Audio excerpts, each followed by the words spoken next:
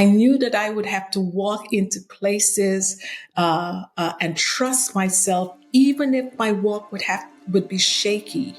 But I have to challenge myself and do it. While I was in that homeless shelter, I did not belong there, that it was not in me. However, you still have to perform on a daily basis. What's inside of Grace that keeps you going like this?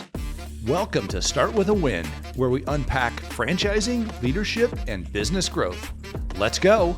Coming to you from Area 15 Ventures and Start With a Win headquarters, it's Adam Contos with Start With a Win. On today's episode of Start With a Win, we're sitting down with Grace Vandercruze, a powerhouse in investment banking with over 20 years of experience. But that's not all. Grace has not only mastered the intricacies of mergers and acquisitions and financial strategies, but she's also a best-selling author and a seasoned adventurer who's climbed over 25 mountain peaks across 3 continents. If you're ready to get insight from somebody who's been making waves in the financial services sector, you won't want to miss this conversation with Grace Vandercruze. Grace, welcome to Start With a Win. Great to be here, Adam. Awesome. You have a very interesting background. I mean, I can't imagine how many different things and places you've seen and done, and part of an immigrant family. It's just such an amazing story. Take us back. Take us back to the early days. How did you get to where you are today? Well, I have to really honor my late grandmother. Her name was Hagar. And because there's a proverb which says, wherever the stream flows, it never forgets its source. She is my source of inspiration. She had 9 children with my granddad in a very small country in South America, Guyana. But in spite of their limited resources, they found room in their hearts to adopt 5 young sisters that lost their mom. So my grandmother raised 14 children. I'm second oldest of 7. My mother was also her second child. And therefore, I am one of 52 grandchildren. 52. Wow. But as we speak in this circle today, I can assure you that I was her favorite. Why was I her favorite? Because she would look at me in my eyes and say to me, Grace, you have lengthened my years and you have blessed my eyesight. And she was I love that. I know. And, part of her verbiage was the fact that she learned to read and write. She told me from reading the King James Version of the Bible. So here's the great flow of words. But also her most treasured words to me were believe beyond your limits. And believe beyond your limits were words that I couldn't appreciate growing up.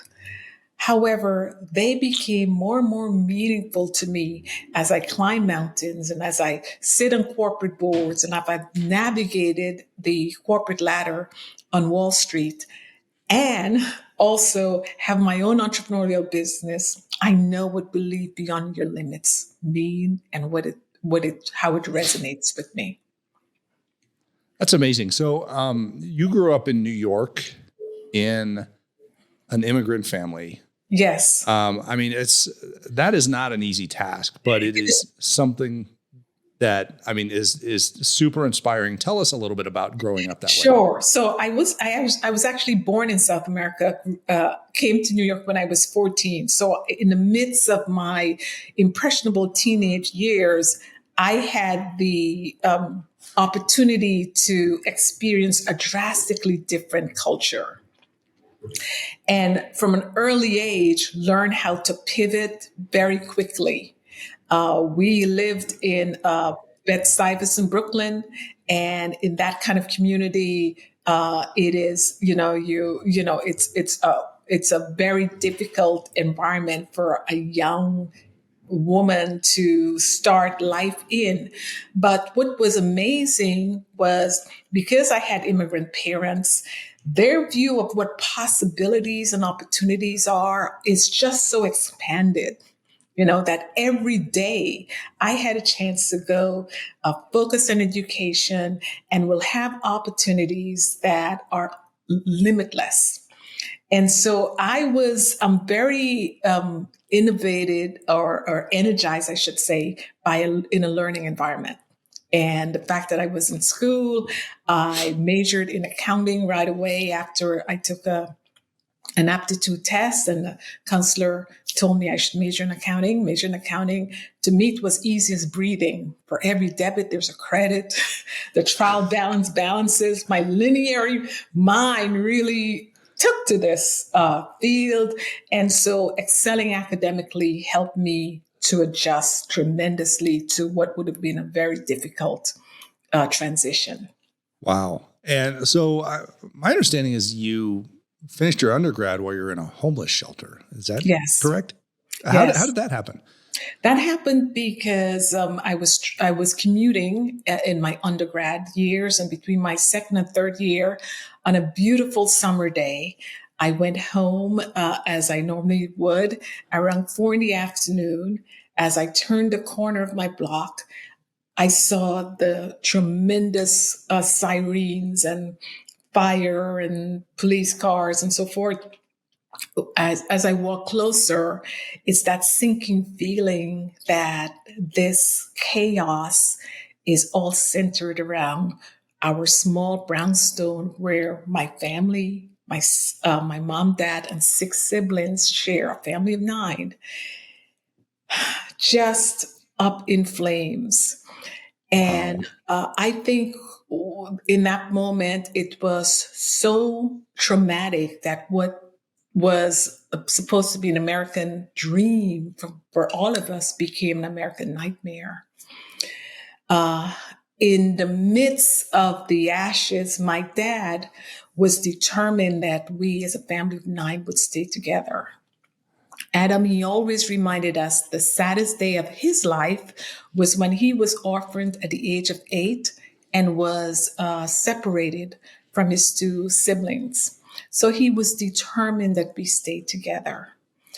And the only place we can seek refuge together as a unit was a New York City homeless shelter. And walking into that shelter with a 13-gallon trash bag, which held all of our possessions that I could have salvaged after the fire, with lots of room to spare in that bag. And walking into that shelter was, I think, the most dreadful walk of my life journey.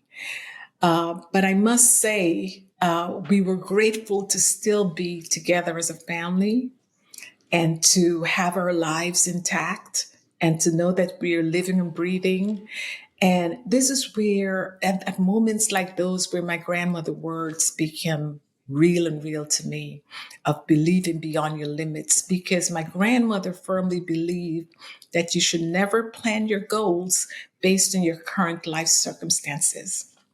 That I actually love that. your current circumstances are so limited. It does not have the capacity to hold what's in store for you in terms of your future goals, dreams, visions. And so believing beyond your limits, I instinctively knew that while I was in that homeless shelter, I did not belong there, that it was not in me. And it was sort of the jolt I needed to really allow me to refocus and redouble my efforts in education and the passion I had with schooling, because I knew that education was the bridge between that homeless shelter and where I need to be in life. Wow. I'll tell you, that is so inspirational. And I mean, from there, so you graduated with your accounting degree and Yes. then you got into business. I mean, tell us about your business life, because I mean, you've taken companies public. I mean, Yes. you've worked on billions in acquisitions. I mean, you made a big impact on the financial community in major businesses. So tell us a little bit about that. Yes, what's been really fascinating was when I graduated from Pace University in accounting, my goal back then was to become a CPA, and I did the normal audit career track. I was working for about 4 to 5 years when I started getting very bored with it. And I knew that there was much more that I can do to fulfill my potential. And I became very interested in finance, in the complexities of business. What's interesting with accounting is that when you go in to do an audit, everything you look at is historical. You're looking at past financials, auditing past numbers, and so forth. Working on Wall Street allows me to really be in the driver's seat of directing the future of a company, of really learning how the company can direct its growth and future strategic initiatives by raising capital, whether it be debt or equity or any hybrid securities. And it really gives me an opportunity to work in that aspect of the company. In addition, you've got the science of the valuation and the markets, but also the art of business negotiations and relationship dynamics in negotiating transactions, which I find absolutely fascinating and invigorating. So the way I got from the working at EY in accounting to working at Merrill Lynch on Wall Street was I took 2 years off. I got a finance degree from the Wharton Business School, on Wall Street, and that became my career. The reason that I am so passionate of the work I do, because right now I advise in the mergers and acquisition of in the insurance industry, is that I tell all of my insurance clients that I am not just an advisor in this industry. I am a fierce advocate for financial wellness and financial security. Because had my family had a safety net, that homeless shelter could have been a brand new apartment. And because I'm so passionate about making sure that families are educated on what Wow. a financial safety net means, I am proud of the industry and what it does to really spread financial security and wealth creation. Amazing. Truly amazing. You've done so much, and I mean, it's so impactful, yet you found time to go climb some mountains also. I mean, tell us about that. That seems like So, I mean, were you sitting around going, I think I'll go try and climb Mount no, Everest or climb Mount. I didn't just wake up one morning and say, look, I'm going to climb some of the world's highest peak. I was in 2004. I came to work one morning and I had, looking through my emails, I had an email from a former professor at Wharton, and the subject line grabbed my attention. It says, invitation to an expedition. And as I read it, the professor had a vision of inviting leaders from around the world globally to have an expedition with him where we would be outside of our comfort zone, because he believes in order for leaders to really enhance their leadership abilities, they have to be outside of their comfort zone. We would be hiking and climbing in the country of Bhutan. We would climb to 20,000 feet in elevation, 8 days up, 6 days down. We would climb and hike during the day, and at night we'd have a bonfire discussion on a relevant business issue. And so as I read this invitation, it was so intriguing to me. Now, just put into perspective, 2004, 9/11 was still fresh in my mind. And being on Wall Street on 9/11, I had made a commitment to myself to really live life to its fullest and take meaningful vacations. And this fell into that bucket. However, I must say, Adam, climbing a mountain didn't seem natural to me, because when I was 8 years old, I almost lost my leg. Literally, the amputation of my leg was already scheduled because I had a serious accident. So I grew up with pins in my leg. And so I mentioned to you, I excelled academically. Part of it was I knew that I was not going to be playing sports, and I always focused academically. So this was a real challenge for myself. But back as I looked at the invitation, I knew that I had already seen the best version of me at that time.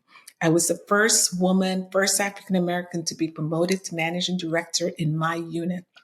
So I knew what the best version of me looked like, but I wanted to know what the next version of me would look like. And I knew that I would have to challenge myself. I knew that I would have to walk into places and trust myself, even if my walk would be shaky. But I have to challenge myself and do it. And so I looked at this invitation and said, you know what? I'm going to do it. It's almost like a calling. Challenge yourself. And so I went climbing, and that began my journey. Wow. Listening to you, when you look at challenges, you have people who are challenged and you have people who challenge themselves. And I feel like you're the type of person who seeks challenges to overcome instead of letting challenges overcome you. Mm-hmm. I mean, what kept you going through all of these different things? Why? And I loved, believe beyond your limits from your grandmother. I mean, that just stuck with me. And it seems like obviously that is a big, rocket ship for this. However, you still have to perform on a daily basis. You do. What's inside of Grace that keeps you going like this? I think part of it is the growth mindset. It's the mindset of, yes, I'm great with what I currently do, but can I learn more? Is there more out there that I can challenge myself to do? This, don't rest on your laurels. I always think of that, and how complacency can really seep into our lives. And we live in a world where it is easy to just say, I'm tired, I'm exhausted. I can just stand still and, bills will still get paid. But the question is, at the end of the day, when I'm lying in bed and I'm recounting what I did that day, I still have to be satisfied that I pushed myself beyond the limits, that I pushed myself to learn, that I went the extra mile for a client, that I give more in terms of the educating high school students of financial literacy, that I think what we leave behind is the impact on other people's lives. And I believe I will not rest easily, knowing that I didn't push myself to do more. Amazing. I mean, it seems like, I love the financial literacy piece. I think that is something that is massively missing in society, is teaching financial literacy, as well as, financial opportunity, I guess, because, you look at going from a homeless shelter to Millionaire, the title of your book. Yes. And it really is inspirational. How do we, you're a very worldly person. You're very well known in the business community and very well respected. What advice do you have for younger people when it comes to them saying, I can't, or I won't, or I'm afraid to? What can you tell them to help them, really have that drive that you've had? Yes, I will tell them that success leaves clues, that one of the things that you do is, in spite of your fear, is to start, and start with fear. Take fear along for the journey. Just don't let that be the loudest voice you hear. And so in my book, in my very first chapter, I go over the concept that we all have our money stories. Every ethnic group, every country, every community, every family, every person have a money history. And if we were to carefully examine our money history, look at what's our first money memory, we will find lack, scarcity mindset, some type of fraud, promises made and not kept. And if we were to really understand where we are and make an assessment of our money, the way we assess our medical history, Most of us are suffering from some form of financial PTSD. And the way you move forward is to first acknowledge that, to first rewrite your money script, rewrite what money means to you, how you're going to be the one that break generational curses. You'll be the one that may be the first millionaire or billionaire or trillionaire in your family, but there are no limits in what you can do. And in the world of building wealth, think of money as an abundance resources. And shifting your mindset will allow you to not only create, but build wealth in the way you'd like to. And so what my book is a step-by-step guide, very much like climbing a mountain, of how you can bring along tools and resources. And I really work on this, shifting the mindset from a lack to one of abundance as you start building your wealth. Wow. Amazing. I'll tell you, this is exciting. Please tell the audience, where can we find you online and where can we find your book? Because I encourage everybody to go get a copy of this. This is a great way of improving yourself, improving your wealth, and creating financial literacy. Sure. So my company is Grace Global Capital, graceglobalcapital.com. My book, Homeless to Millionaire, Six Pillars to Financial Abundance, can be found on Amazon and every fine bookstores. And my master classes on financial abundance can be found with financialabundancewithgrace.com. Awesome. Make sure you check those out. Check out Grace online. Get a copy of her book and also check out her masterclass. Very important information here, folks. You can't start soon enough when it comes to understanding your finances, really, and your success in these ways. And Grace is an incredible instructor on this. Please make sure you check her out. Grace, I have a question I ask all the amazing guests on the show, and I'm sure you have a very personalized and an incredible way of doing this. How do you start your day with a win? I start my day with a win by meditating. I think it's important before I jump up and I go to my gyrotonic class, which is one of my favorite ways of working out, is to really be in a position of stillness.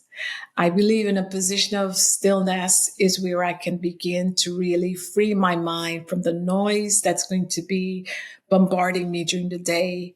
Give me a sense to really sit in a space of quiet, stillness, and gratitude. I think every day I wake up is a gift to the universe. And I want to start my day with at least 20 to 30 minutes of stillness before I can return that gift to the universe. I love that. Thank you so much for sharing that. Grace Vandercruze, an incredible leader, incredible woman. I mean, you've done so much and you just begun. I mean, this is awesome to be, on this podcast with you. And thank you for sharing all of this inspirational wisdom. We appreciate what you do. And thank you for being on Start With a Win.